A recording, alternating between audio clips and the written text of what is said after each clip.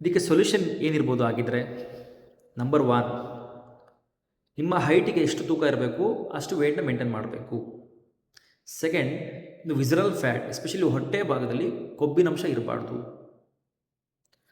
Number 3, balanced nutrition meal, ಸಮತೋಲನವಾದ ಪೌಷ್ಟಿಕ ಆಹಾರ ತೊಗೊಳೋದು ತುಂಬ ಇಂಪಾರ್ಟೆಂಟ್.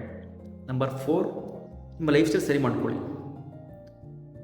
ಎಕ್ಸಸೈಸ್ ಮಾಡೋದು ಸ್ಟಾರ್ಟ್ ಮಾಡಿ, ಫಿಸಿಕಲ್ ಆ್ಯಕ್ಟಿವಿಟಿ ಸ್ಟಾರ್ಟ್ ಮಾಡಿ. Any physical activity, workouts, running, swimming, sports, at least ದಿನಕ್ಕೆ ಒಂದು 10,000 ನಿಮ್ಮದು ಸ್ಟೆಪ್ಸ್ ಕಂಪ್ಲೀಟ್ ಮಾಡೋದಾಗಿರ್ಬೋದು, ಸ್ಟಾರ್ಟ್ ಮಾಡಿ. ಒಂದು ಸ್ಟ್ರೆಸ್ನ ಮ್ಯಾನೇಜ್ ಮಾಡಿ.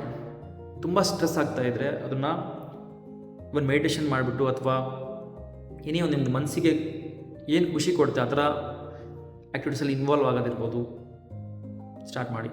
ನೆಕ್ಸ್ಟ್ ಒಂದು ಬಂದ್ಬಿಟ್ಟು very important, 7 to 8 hours quality sleep. ಅಂದರೆ ಮಧ್ಯೆ ಮಧ್ಯೆ ಎಚ್ಚರ ಆಗದೇ ಒಂದು 7 to 8 ಗಂಟೆ ಒಳ್ಳೆ ನಿದ್ರೆ ಮಾಡಿದರೆ ಅದು ಕೂಡ ಒಂದು ಮೇಜರ್ ರೋಲ್ ಪ್ಲೇ ಮಾಡುತ್ತೆ.